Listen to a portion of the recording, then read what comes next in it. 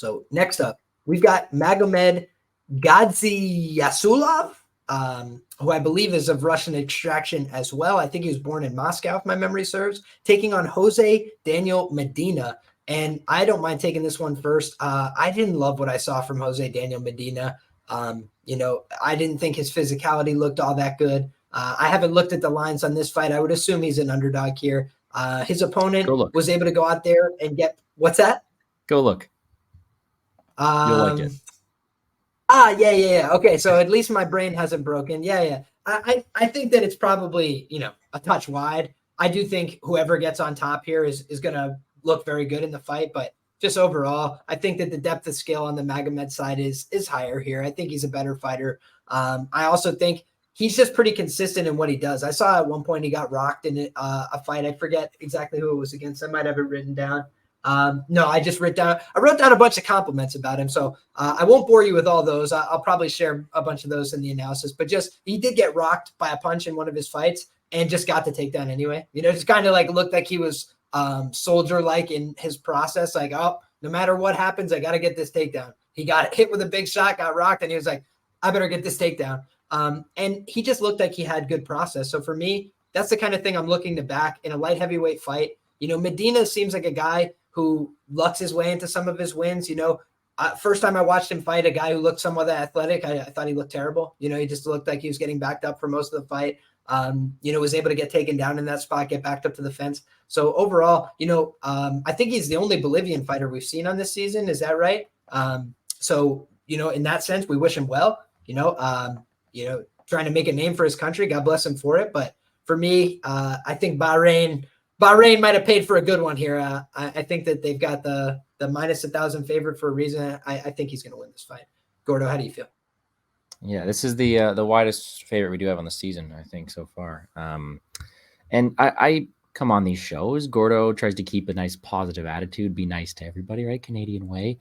What are we doing here? Like, what is this Medina guy doing here on DWCS Contender Series? Like, yeah, okay, first of all, let me clear the air. Like, he could beat me up, all power to him, but is he really the best prospect we can get to fight on the DWCS Contender Series right now? You watch the tape, and this guy is not it, man. He is not it. He's out there. He's struggling. He's extremely sloppy in his entire process. Sure, he's 11-2, but against some horrible level of competition. His combined opponent's record is 37-50. That's not something you want to see. He's going tooth and nail with some guys who should be out there farming and not really fighting at all. Guys who probably just fight for fun. And he's out there just struggling. And I do think he's in for a rude awakening here. Now, minus 1,200 in this economy. I see that comment. Yeah. And it's like, yeah, I'm not laying minus 1,200. I'm not going to do that.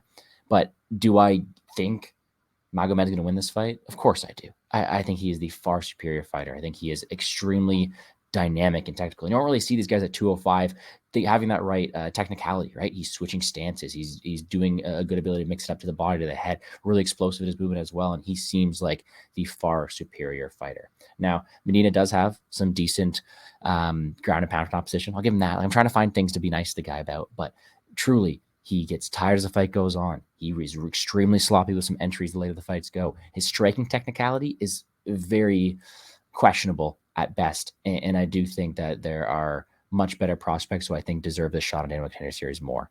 With that being said, this fight we do have at hand. We do have the younger guy here in Magomed, a guy fighting out of a good camp. Questionable level of competition, but he looks like he has the goods here. I think he wins. I haven't looked into props, so I don't know if there's any value in anything right now. It's just the line is ugly. It's where it should be, in my opinion, and I'm not getting there. Yeah, fair enough, man. That makes sense to me. Pierce, do you disagree here? You think there's any value to be had on the dog? Would always love a nice plus 750 if you think there's value, but if not, let us know what you think. Yeah, I think there's value on the favorite. When I look at Daniel Medina or whatever his name is, I don't even care what his name is, man. This is one of the worst dudes of the season, and I'm gonna keep it real with y'all. He sucks. He's blown up light heavyweight. He should be honestly a welterweight. I don't know why the fuck he's on this show. He's really bad. He goes for takedowns, but yet I seen him get mounted multiple times, and it's like I'm really upset because I had to sit through an hour of watching this guy fight, man. I wasted too much time, and the line's minus 1,000. I got an opener on Godzi KO. I don't even love that. It's got blown up right now. But at the end of the day, man, I don't know why the fuck this guy's here. And it's unfortunate they didn't make this the first fight of the night because I don't want to have to watch this one. But here we are. Godzi's going to get a round 1 finish probably. But what do you want me to do here, man? It's chalk, and his opponent sucks. So, I mean, he doesn't even have a pulse. Minus 1,200 in this economy. I think it should add another 0 to it, man. This is a horrible fight. You know, what's interesting to me, I actually didn't get to watch the fight where he got submitted by 9-8 Claudio Rocha, but I do think that is the potential trap on this fight. You know, I think a lot of people are going to say, hey, minus 1,000, chop it down to minus 250 for that KO. And I'm just telling you guys, this guy's never been KO'd. He's been decisioned. He's been submitted. So I look at that and I say that's trap central right there. And I actually envision the submission here.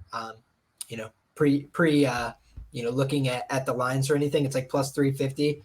So I'll probably have a little bit of that small play on the sub for me. I forgot to mention, so I was actually watching the Magomed Gadzhiyasulov tape. So he had this one promotion he fought for called BFC Contender Series 7. I kid you not, dude. That is the most fixed promotion I've ever seen in my life. There is literally, it's like a 30-minute long YouTube live. There's literally a dude that competed twice in the span of 30 minutes, bro. Some of the funniest shit I've seen. And this is like what these regional scenes in like the Middle East do for like these guys like Magomed. They just build up their record, get him one decent win, which we saw in his last fight, and then now he's on the Contender Series. But the kid's good, man. I just don't, the sub, I get you're trying to play the numbers here, but I mean, you look at him, he's a striker.